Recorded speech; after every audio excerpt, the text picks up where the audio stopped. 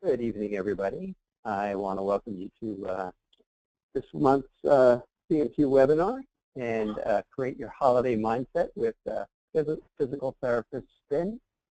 And Amy Warfield and Kate Eichinger are going to be our presenters this evening. And I think you're going to find this talk very interesting. To begin with, I just want to let everybody know if you need any technical assistance during the presentation, feel free to ping me in the chat window on the right-hand side of your screen. And if all goes well and you don't need any help, please feel free to ask questions as we go along. Kate and Amy have said that they'll answer these questions, per slide and so forth and so on. So keep the conversation rolling between all of us here. So please feel free to ask as we go. And so with that said, Amy, I'm going to turn it right back over to you, and here we go. All right. So our presentation today is titled Creating Your Holiday Mindset with a Physical Therapy Spin. And my name is Amy Warfield, and I'm here with Kate Eichinger. And we just thought that this time of year, the week of Thanksgiving, people kind of switch into this holiday planning mode, and we thought that we might provide some thoughts and suggestions for things that might be appreciated by someone who is affected by CMT or who has a family member that might be affected by CMT. And so we just wanted to begin with a little disclaimer that neither Amy nor myself have any financial relationships with any of the products that we mentioned, and really they're all just suggestions from our experience as physical therapists working with individuals with CMT, as well as from personal experiences. So we started off with just some small items that might work as stocking stuffers. So little things like cushioned socks often will help, especially in the wintertime when we tend to not wear our shoes as much around the house and or have other footwear that we want, and keeping our feet nice and warm. So cushioned or wool, and fuzzy socks, all of those might be appreciated. Something else that you might add under this category also might be some slippers with some good padding.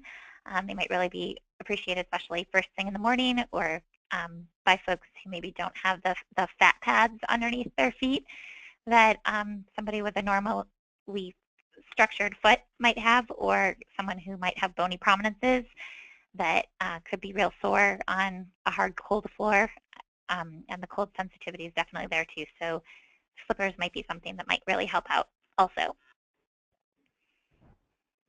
And I guess you probably, we're speaking from our locations being more in the Northeast, or I'm in the Northeast, Amy still being a little bit in the areas that get a little bit chilly.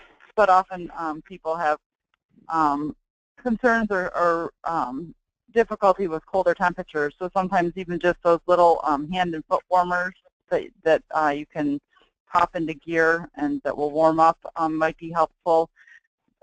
Certainly, and anytime you're using any heat situations, you need to be mindful that people may have decreased sensory input, so that you can't have things that are too warm.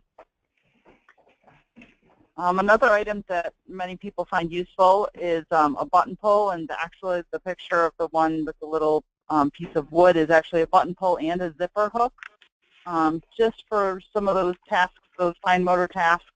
Again, when hands are cold and they're not moving as well, and even throughout the entire year, the button pull and the zipper hook can be helpful as a dressing aid. And pen and pencil grippers basically will just make the grip a little bit wider and help manage some of the fatigue that individuals get when they're using pens. And this can go from, kiddos to adults. They may be helpful, a good little tool. And then kitchen tools that are often very helpful. Many individuals have difficulty managing some items in the kitchen. So chopping, this little chopper is great, where you just have to put downward pressure on it. The other item is a jar opener, and just slides onto the top of a jar and gives you a bigger lever arm to be able to open jars. Amy, do you have any other suggestions under that?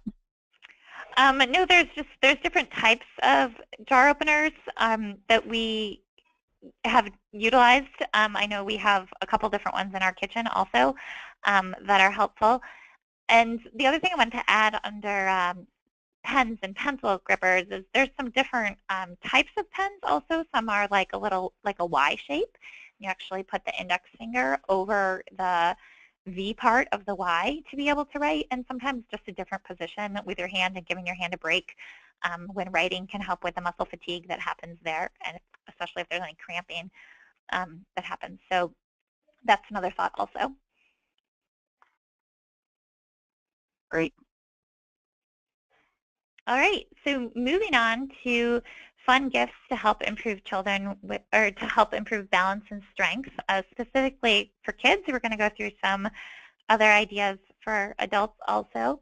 And we have a quick little list here, but we're going to go through a slide for each. So I thought I would just move on. So these are, in the pictures, you see something stone-shaped or triangular shaped with little ridges on the outer edges. Those are called river stones. There's all different products that are out there.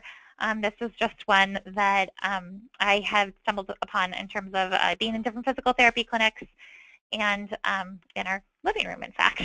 This is our 4-year-old.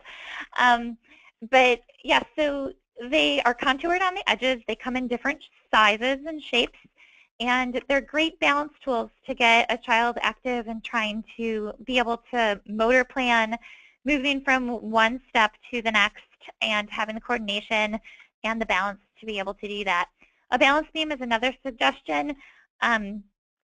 It definitely helps with balance and coordination and just building up the child's confidence. A balance beam is something that they're likely going to encounter out in the community on a playground, or maybe it's even just, you know, the edge of the curb when going for a walk.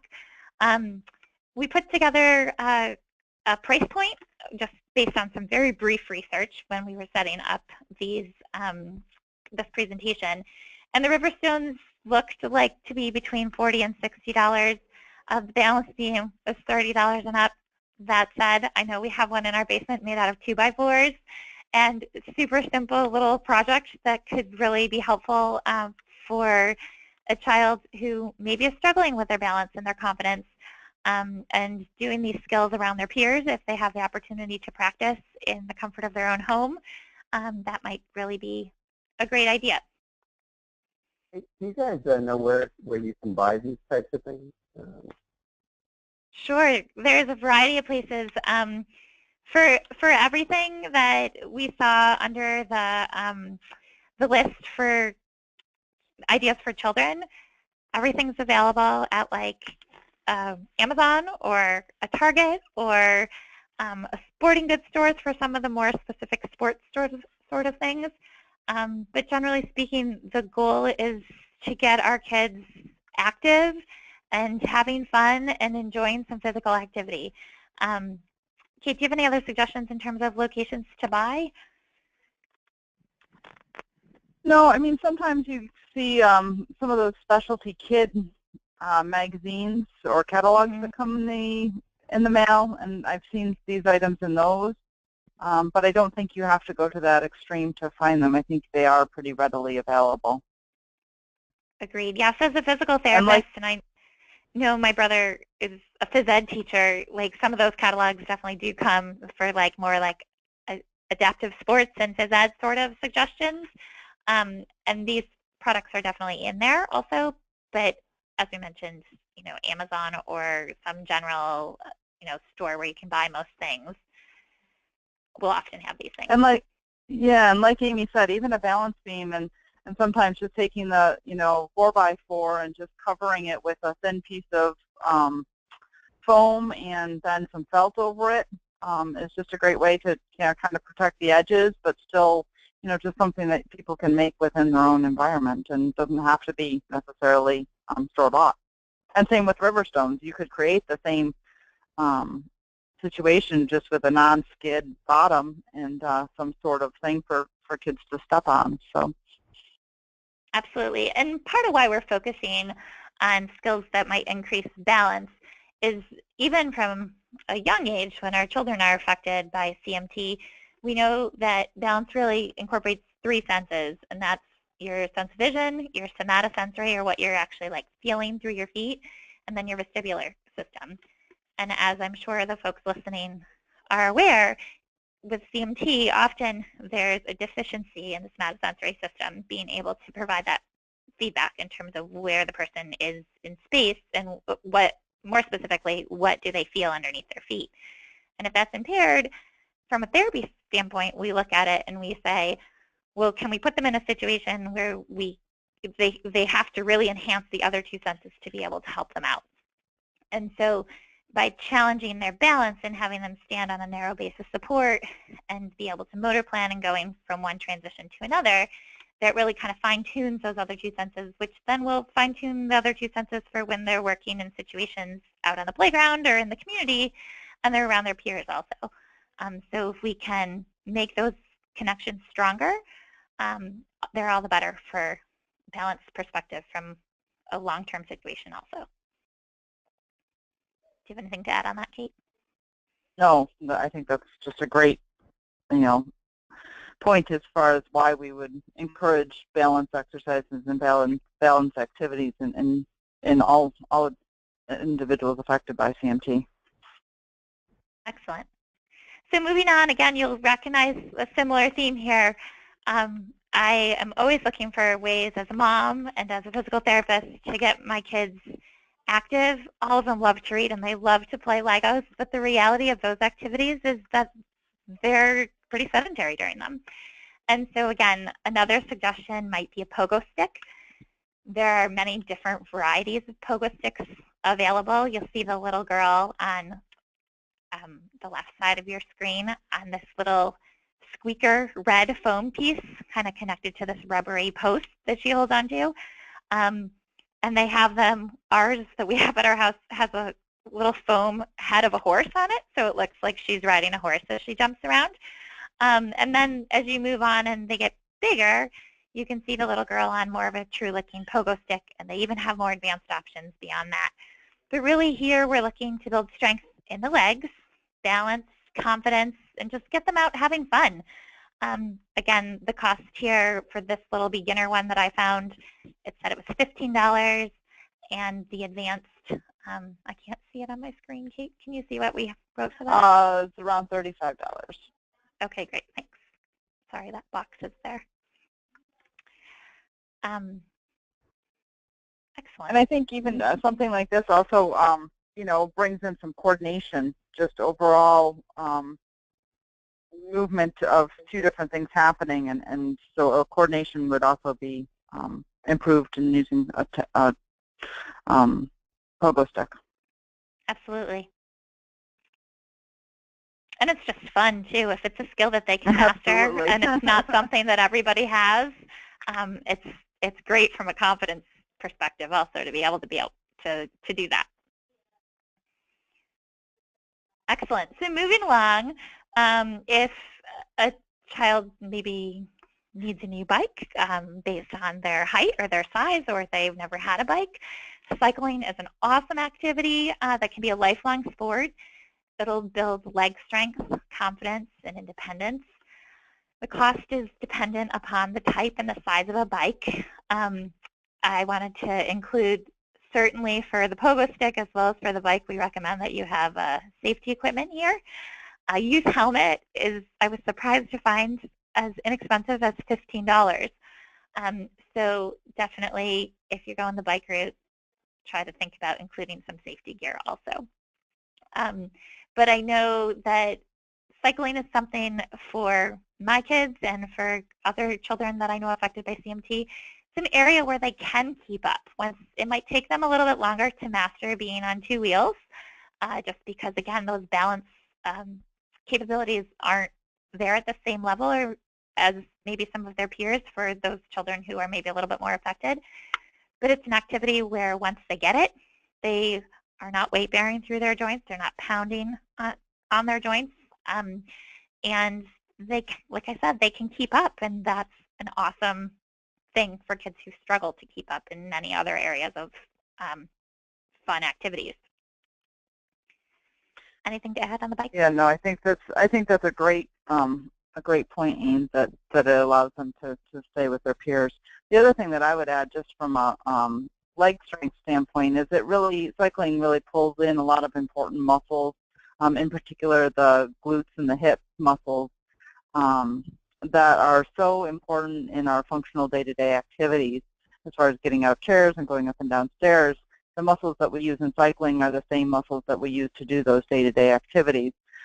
So, very often those muscles that are closer to the body are less affected in individuals with CMT, and so cycling is, important to maintain the strength of those muscles, and like I said, to allow the people to maximize their functional abilities. Excellent. And on that note, also, it is after a child has been cycling for a while, or an adult for that matter, often the hamstrings can be pretty tight because your knee is flexed from the majority of the activity. So this might be a great time post-cycling and even prior to cycling, if your muscles are warmed up, to stretch out your hamstrings also, just because you don't want them to be tight for your everyday activities beyond cycling. It's a great activity from a cardiovascular standpoint as well. Definitely. And I would also add is, bikes go the whole age spectrum and the whole ability spectrum. I mean, so you can have little kids on tricycles and balance bikes, to older adults using recumbent tri-bikes, or, any sort of combination of those things. So it is really, truly a lifelong sport. Absolutely. So along a similar frame of mind here, we thought we'd also put in the idea of a scooter. A beginner scooter is appropriate for children ages 2 to 5, and it's pictured on the left. You'll notice in this particular scooter there are 2 wheels in the front, versus maybe a more standard scooter that you might think of with just 1 wheel. The 2 wheels give it a wider base of support, so they have more stability. And at 2, they're really kind of stepping up and down on it, not necessarily getting it that forward momentum. But by age 3 and 4, they really do have a lot of forward momentum, and they can balance on the one foot and control that movement. It's a great way, again, to think about strength, coordination, endurance. You can see the picture on the right has just the 1 wheel in the front. Again, it's a little bit more advanced because you have now a narrower base of support. You'll notice the child is wearing a helmet again, so please pursue that if you're going that direction also. And there are even adult scooters that are available. Certainly, if you're in a hilly area, this is tougher to navigate than if you are in a flatter area, or if they have a nice flat open area, maybe say a cul-de-sac or a park to scooter in. This is a great thought. Like I said, if you are in an area with a number of hills, perhaps not the best recommendation on this one. But the cost is variable, again, anywhere from about $25 and up. And I would even say, my kids are out in the driveway on their scooters all the time in the summertime, just going around in circles. It doesn't have to be, something that area. You have to go, use a big area for. It's something that they can just play in the driveway with. Definitely. Yeah, lots of fun on scooters. And it's also, if you have a family member who maybe enjoys going for a brisk walk or for a run that is an adult, this is a great way for a kid to keep up. Often if the child's on the bike, the person running or walking, or at least I can speak for myself, can't keep up. Yeah. But if your kid's on a scooter, it works out kind of nice, so they can loop back and get you, scoop you back up again. So it is a nice way to be active together as a family also. All right, so our next one is something that is new to me. I encountered this fall for the first time, and it was actually a group of physical therapists that were working with some older adults with balance on a slack line of all things. And I thought, oh my gosh, is this a smart idea? But what a great fun way to challenge your balance and proprioception. A slack line, for those not familiar, is in essence a balance beam that's wobbly. It's I guess, tightly woven nylon strip of maybe 2.5 inches wide that can be tied between two trees, as you see the children in the picture there. And it does have a little bit of wobble to it. It does not need to be 2 feet off the ground like they have it in this image. The physical therapy students that I was working with had it just like maybe 2 inches off the ground. And they started with it on the ground, which was great to have the patients practice there, and then have it be a little bit up with it was really tight, so it didn't move around a whole lot, and they had an above line also to hold on to, as you see in the picture. But yeah, the patients loved it, and I've since seen it in many people's yards around our community also, as is just a fun way to, again, have kids kind of practice this challenging skill and really work on their balance also. When you throw in the upper line, also you have your arm muscles working. Certainly throughout these balance activities, the core is engaged, which is going to help out with everyday posture and just use of your muscles as a whole. And it's also incorporating agility here also. The cost on this we found to be anywhere between $25 and $100. Again, there's lots of variability out there in terms of the skill level and the type of line and how it attaches and all of that. And I think you can, like you said, just even height-wise, you can vary the challenge by making a different height. I think you can also vary the challenge by the amount of tension that is on it as well. So it's something that can be used across a little bit wider range of individuals as well. Absolutely. And again, if you have that upper line, they certainly, just about anybody, if they've got intact upper extremities, can be able to manage this sort of task in terms of a child. I wanted to say also, though, if you don't have the upper line and you just have the slack line on the bottom, it might, if a child is a little more involved, it might be too difficult to the point of frustration, and you don't want to do that as a gift for the holidays. So consider the involvement of the person that you're thinking about also. Definitely. So our next slide here talks about some other backyard fun stuff. Potentially considering a swing set or a bounce house. What a fun way to get the kids outside using their muscles and having fun. With the swing set, certainly as they're on the swing, they're using their core, their abdominal muscles and their back muscles as they're pumping back and forth. They're using their arms, they're using their legs. Then they start doing crazy things like throwing a ball at their brother or sister while they're swinging and trying to kick it. Like, there's coordination stuff that gets involved there also. And something basic like a trapeze bar, again, think about all of the muscles that you use when you're out playing with that. The bounce house, something small like this one pictured here, runs about $150. It's appropriate for children ages 2 to 8. It's great from an endurance standpoint because they get on there and they bounce and they want to keep bouncing. They're having so much fun, they're giggling, and they just keep using their leg muscles and keep moving, which is awesome. It's also great from a balance perspective because if they're not on there by themselves, or even if they are, they're certainly getting a fair amount of what we call balance perturbations, or movements in one direction or another based on how the bounce house responds to their bouncing. And so it's great from a balance perspective also. The other thing that I would say about the swing set is we talked about earlier about the different sensory systems that work to help people understand where their body is in space. And when you're on a swing set, you work on integrating those systems again, because again, you may have varied sensory input happening because of your feet aren't on the ground or you're sitting on a swing, but your vestibular system is stimulated quite a bit. And so you can help build proprioceptive, or the way that those sensory systems work together using a swing set. Absolutely. This next gift gift suggestion is called Everybody Has Something, Together We Can. And it's actually written by Sarah Katy, I hope I'm saying that correctly, who is another CMTA Advisory Board member. It's an awesome read-aloud picture book that teaches that we all struggle in different ways.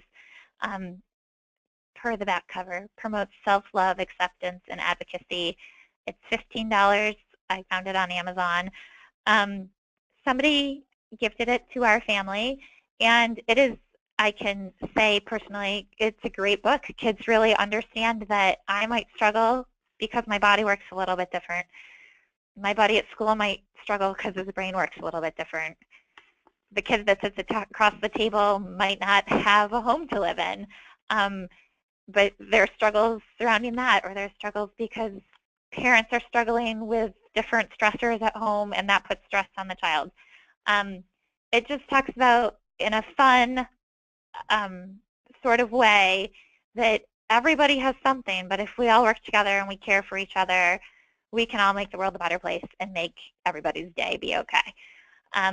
It's just, like I said, it's got a great take-home positive message that we can all get through if we all work together. And so I think that this is a really great message, in particular for children, but really for anybody who might be struggling with just accepting having CMT or whatever struggle that they might be having in their life.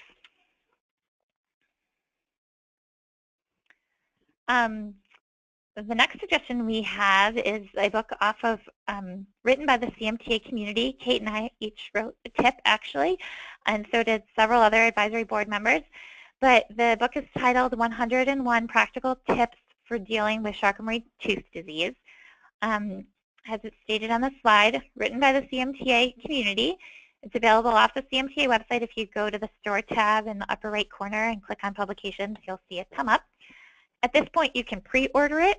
I don't know when they're actually due out. I should have found that out. I can look that up. Yeah. Actually, Kate, if you can look it up, just because my computer's set on the screen. Yeah. Yep. But yeah, so these tips range anywhere from very practical words of wisdom from folks that are affected by CMT, or, as I mentioned, advisory board members, to very humorous things. And they kind of, everyone speaks through the 101 tips in their own voice on relaying their information. So I'm anxious to see the end product, because, like I said, I know several people who have contributed to it, and I think it'll be a really valuable resource for all of us that are affected by CMTA in whatever capacity.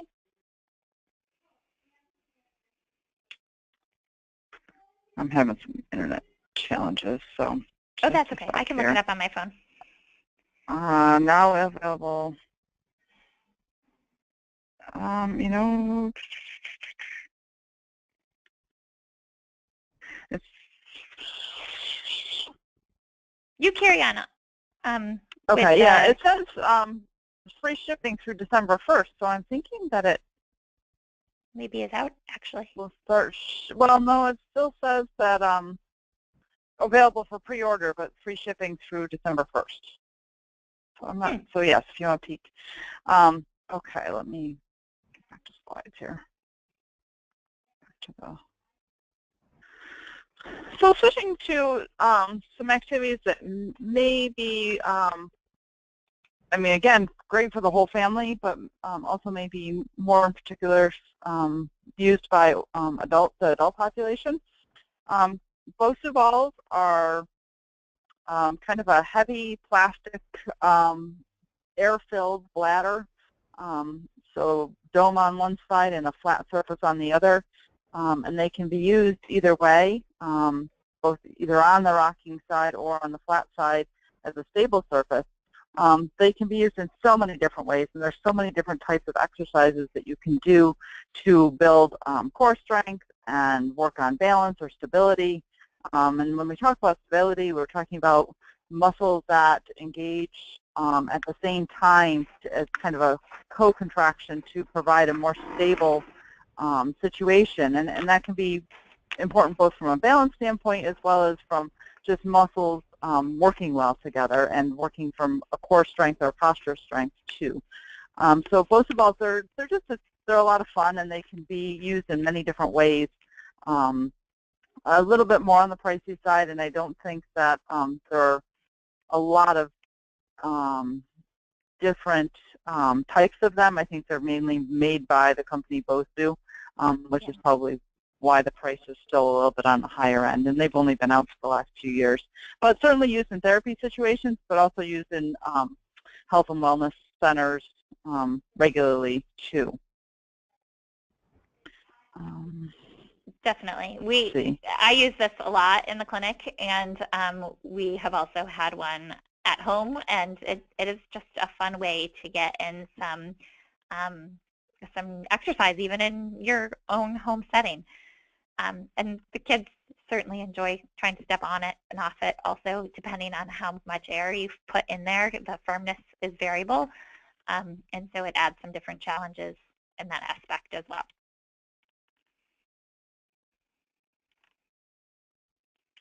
And so similarly, the exercise ball can be used because it doesn't have a flat surface. It's a little bit more unstable, but can be used in many of the same ways.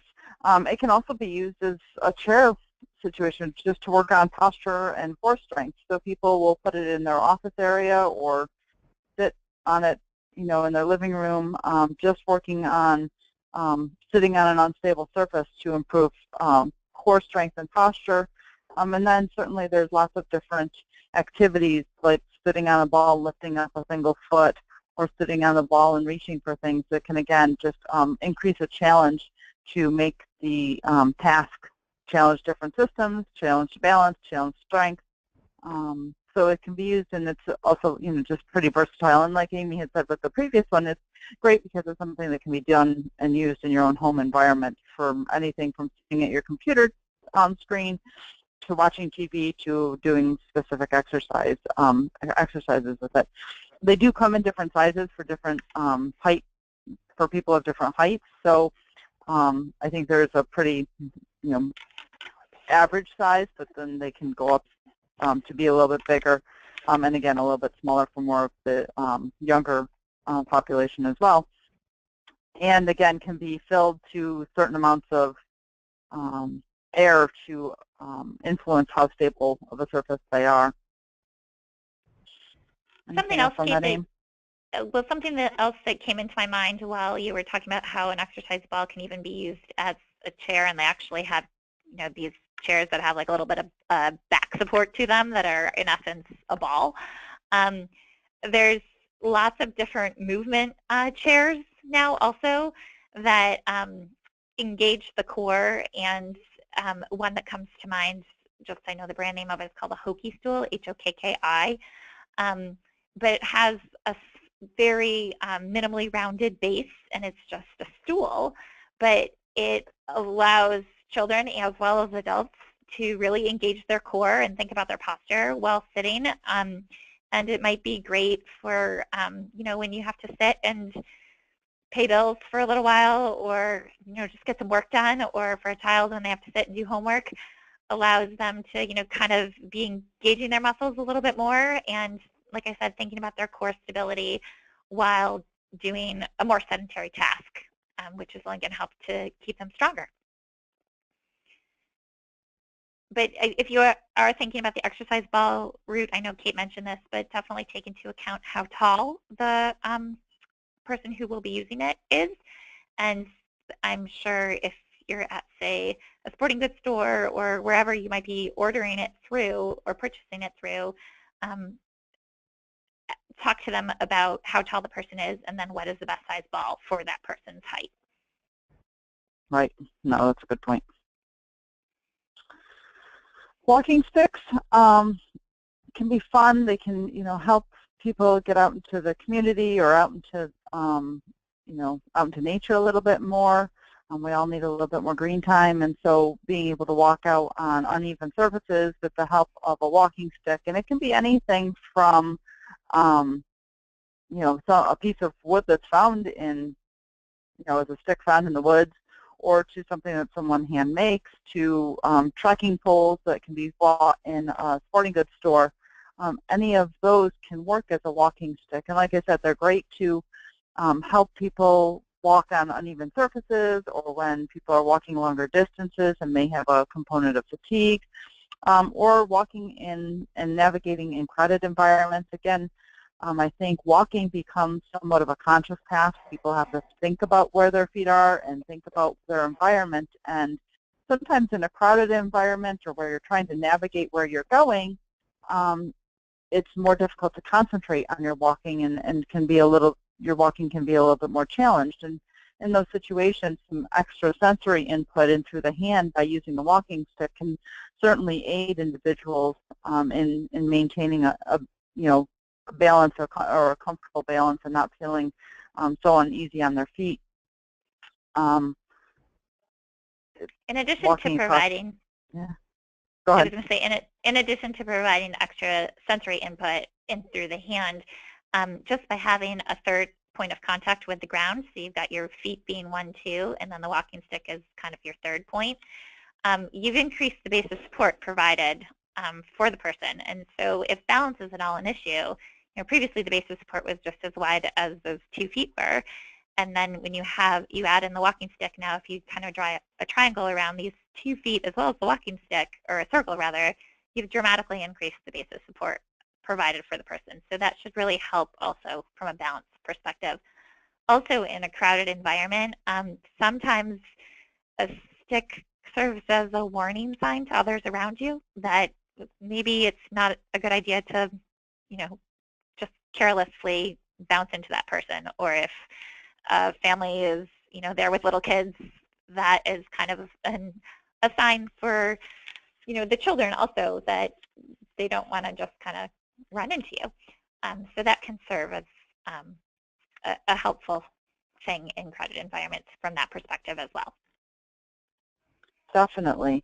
And they can be used either in one hand or even in 2 hands. And sometimes you'll see people out with 2 hands and doing more of a Nordic trekking kind of motion, which can be also a more cardiovascular workout by getting both arms moving as well. But like I said, they can just be helpful in improving a person's confidence and balance, to be able to walk across the grass to go to a grandchild's soccer game or something like that, or out in the yard doing gardening or yard work. They can be very versatile, and again, not something that somebody would need to use all the time, but is there to offer some additional support when needed. Great. Anti-fatigue mats. I love mine. So it's just a springy foam mat that can be put anywhere where somebody needs to be up on their feet for a long period of time. Again, earlier we were talking about the need for additional cushioning, in particular in people who have CMT, where that cushion, because of the foot deformities, may be limited. The anti-fatigue mats can provide cushion and support to the feet, and can be anywhere. Mine's currently where I wash dishes, but Amy and I were chatting and said, oh boy, it'd be great to have it when we're folding laundry too, or Thursday I'm going to move it over to where I'm doing a lot of kitchen prep for Thanksgiving. So, again, at any time that people are spending a prolonged period of time on their feet, also in a workspace, if somebody's standing on their feet a lot in a work environment, this might be a great idea. I like the ones that come with a more beveled edge. Some do, some don't, but the bevel edge can help reduce the chance of catching toes while you're walking by it. So that might be something to consider if you're looking at this. But I certainly love having one. And Aim, I don't know if you have anything to add with that. We have one at our kitchen sink also, where dishes get done for seemingly large amounts of time. I definitely feel a difference, and I have, from a sensation standpoint, intact neuromusculoskeletal system. I know my husband, who does have CMT type 1, I definitely appreciates the extra padding underneath his feet. He has a fair number of bony prominences, and lack of fat pads, and it really makes a big difference. He also is a person who has shoes on his feet at all times, but definitely notices a difference when he's standing on this pad also. It just gives you a substantial amount of extra cushioning, and it really does seem to make a difference in terms of your comfort level if you have to stand on a hard surface for a prolonged period of time.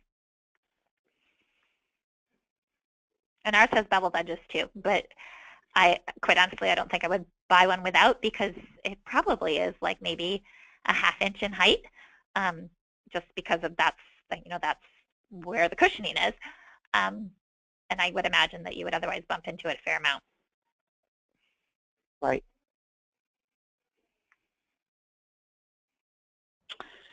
So activity monitors, they seem to be a bit of the rage in the tech world these days. So there's so many different kinds on the market, huge price range for them. A lot of it's based on the type of features that they have. Mainly, they are used to track how many steps we take. So there have been studies that look at taking 10,000 steps a day is an adequate amount of physical activity, or from a step standpoint. It can also track activities. So if you're getting on an exercise bike or going for a walk or anything like that, it can pick up that. Some of them look at heart rates. Some of them can monitor your sleep. Some of them have little beepers that you can set that remind you to get up and move every hour. So we're really looking towards trying to help promote people being more active in their daily life. And the Center for Disease Control put out physical activity guidelines for the Healthy People Vision of 2020. And so that's really, a lot of these monitors are set up to help individuals obtain or meet those activity guidelines in different ways, both from a sleep standpoint and an activity standpoint, just to improve overall health and wellness. And like I said, they are, I think they're a super wide variety for different things and different purposes, but they can be kind of useful. I know that mine hooks up to an app on my phone, and it will tell me that I haven't taken my 250 steps per hour, and it just kind of it encourages you to keep moving throughout the day. And I don't know if some of that is just the feedback mechanism of them, but can be kind of neat gadgets for people who are interested in tech kind of equipment. I would agree with that last statement. That's exactly what I was going to say. If you have a data junkie, for lack of a better word, yes. This is an awesome little tool for them. I know I was gifted a Fitbit last Christmas, and my conclusion in wearing it was, well, I know if I did that or not. Like, if I took the time to get the exercise in during the day, then I met the goal. And if it didn't fit into my day, I told me I didn't meet the goal. And that was not so helpful for me. But I'm not a data junkie. But if I was into totally, tracking that and setting a goal for myself and working to that, and, I came close today, but I want to do better tomorrow, like, that sort of mindset, and somebody who is interested in increasing their physical activity to a certain point, certainly, like I said, if somebody wants to track it, it can be really exciting and fun. And I've had those points in my life also where I guess I would have considered myself that. So think about this, as with any gift, who you're buying for, and if it's something that would be attractive to them or not. Great. And then I think we're getting close. So lastly, lots of different types of membership. So a gift that kind of keeps on giving. So swim lessons, great for kids and adults, as well as just family fun. So exercise in a water environment is great for people who have muscle weakness. The buoyancy of the water can support muscles that are weaker, and muscles that are stronger can use the water as resistance. So it's a great environment to have people feel confident in and be able to get some physical activity in.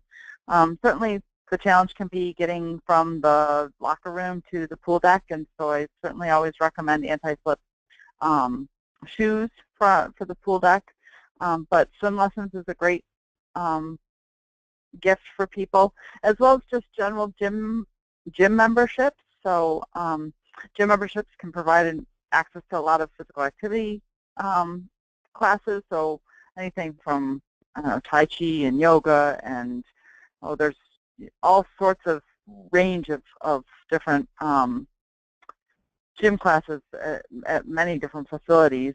And then you can also use overall strength and aerobic training equipment within a gym. Again, I think it's a gift that has to be matched with the right person, because not everybody feels comfortable using a gym membership or wants to take the time out of their day to go to the gym. But with the right person, that can be a great gift. Again, because gym memberships can sometimes be costly too. And then other types of memberships that you might want to consider would be memberships to like a climbing gym. I know Amy said that they had a lot down in her area. We don't have quite so many up in Rochester, but that's where you can kind of do some simulated rock climbing in a supported environment. And also memberships to like a yoga studio to get some stretching and balance and core work that can definitely benefit the physical activity of all individuals, including those with CMT. And often it doesn't have to be a membership, but you might be able to buy, say, a person 4 classes, and then they can choose which classes they go to take, and then it's not as costly for the purchaser, and it's a more reasonable expense. The person can try it out, determine if they like it or not, or maybe there's the option of a variety of different classes that they could take within those 4 classes. All these different places have kind of different deals that they set up. And certainly we are not saying in any way that exercise needs to be something that you pay for or that you need to be in a class. I think there's a lot to be said, especially for kids, for just unstructured playtime and being active on their own, which many of the suggestions we provided at the front of the presentation include that. But certainly to try different things out is highly encouraged. I have a little guy with kind of really minimal balance skills who told me this winter that he wants to do ice skating and he wants to be a hockey player. And so we are now he is taking ice skating lessons and very much challenged by it, far more than the other children in the class. But he's doing fine, and he is really challenging himself from a strength perspective and a balance perspective. And I'm so glad I didn't say, no way, your balance stinks. We're not going to do that. Because like I said, he's finding some level of success with it and very happy with himself. And I think that, it's a great confidence builder for him. And from a strength perspective and balance perspective, it's also benefiting him in those ways. So exercise in general, keeping people active are all awesome ideas. Lastly, aside from, taking a step outside of our physical therapy perspective here, and just thinking about our involvement with the CMTA, any sort of donation to the CMTA is an awesome gift in terms of your time or money. You can do a monetary gift in honor of someone and then gift that to them, or in memory of someone. But certainly, being a hereditary disease, this is something that clearly families affected by it are very passionate about it and want to help advance research in any way that they can.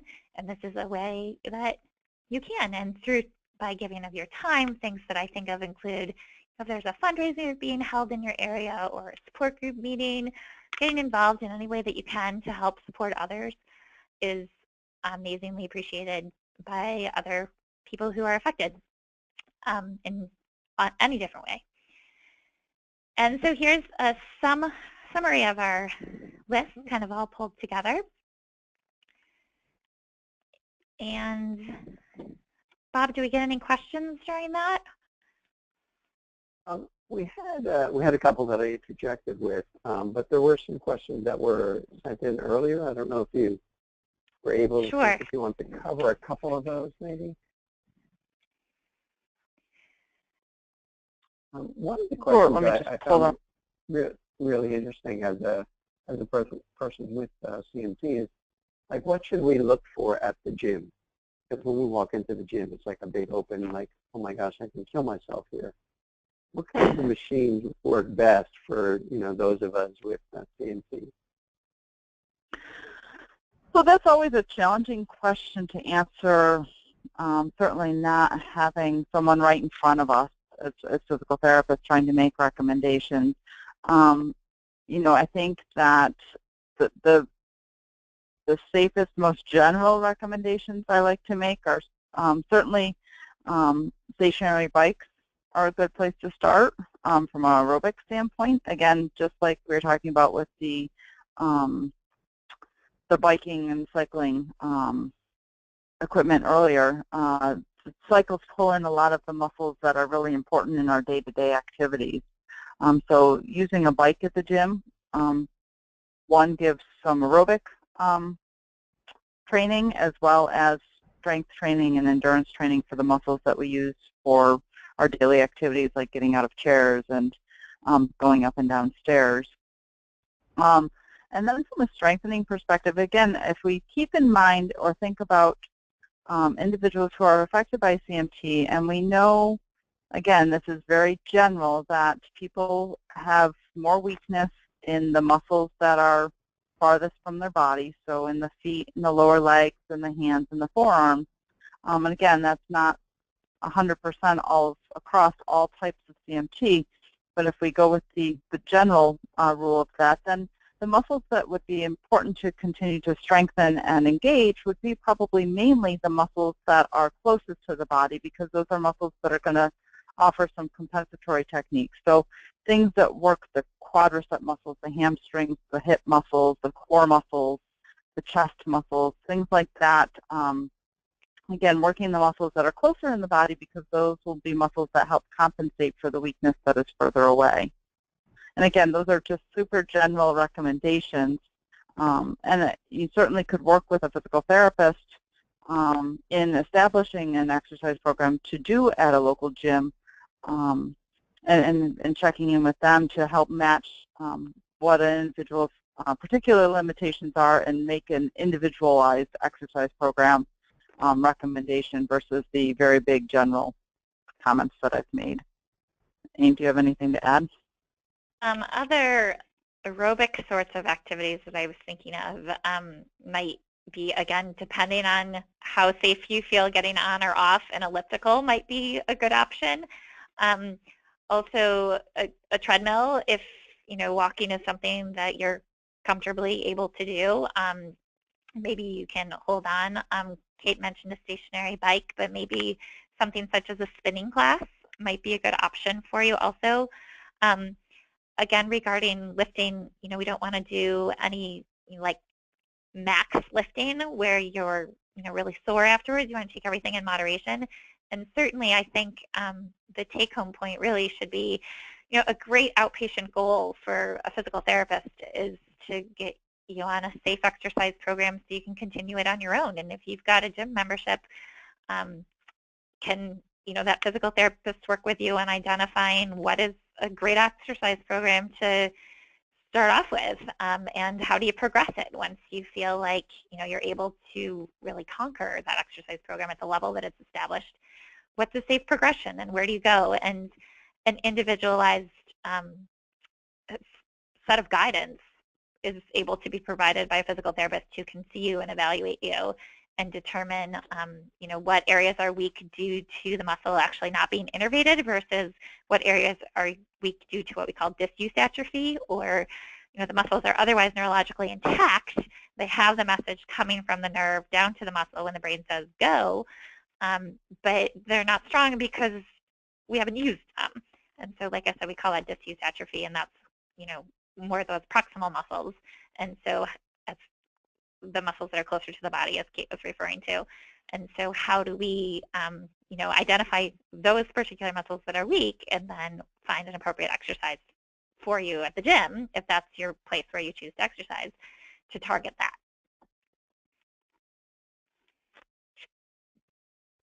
All right, thank you very much. I do have a question here about, you mentioned earlier about the question was about keeping warm. and you had a graphic up about a warmer sock that might help. And I think one of you mentioned that you have to be careful with somebody with a neuropathy because you have to be just careful about how you warm the body and so forth. So this person's asking, what are other ways to keep warm on the extremities and how to avoid those dangerous spots that we're talking about? I think Kate's comment previously was due to, like, for those hand warmers and foot warmers, they can become so hot that they could, with prolonged duration, burn you, and you could be unaware of it if that place where the hand or the foot warmer was is not neurologically intact. A person who has intact sensation would say, wow, this is getting hot, I need to take it off.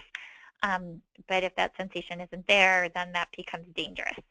I think just basic common sense things like making sure that if you're going out to walk the dog in the morning, even though it doesn't seem that cold, maybe wearing gloves or mittens to just kind of take the extra step to be warm. Instead of wearing shoes, maybe wear your boots a little sooner. It doesn't have to be because there's snow on the ground, but just because that's a warmer setup for your foot. And certainly it's okay to use warmers as long as you're cautious. And the way to oh, go ahead. No, go ahead. I was going to say a way to sometimes test those warmers are really to touch them to a part of the body that you have more intact sensation. So often the chest area is an area that we test first to kind of establish what would be more of a normal sensation. So testing them on that area might help people have a knowledge of how hot they are on their extremities. And I think exactly like Amy was saying, is just take that step to keep warm before you get cold. And we know that people with CMT tend to feel those colder temperatures sooner and be a little bit more uncomfortable with them. So yeah, putting on the gloves even though it's a little bit warmer out, or an extra layer on, or socks or boots or things like that, maybe when the temperatures aren't quite as cold, but to other people. But again, just trying to stay warm before and not allowing yourself to get to that point where you are cold and uncomfortable. And sometimes that means frequent breaks also. So if you're outside doing yard work, or maybe you're skiing with friends, take an extra hot cocoa break. It's okay to do that, and I think you're better off to do that to keep your body feeling comfortable than kind of suffering through and then having to rebound from really having suffered through. Excellent, thank you. Well, I think we're at our hour point here, so I think it's a good time to wrap up. Thank you very much, and thank you everybody for joining this evening, and hope you join us again next month.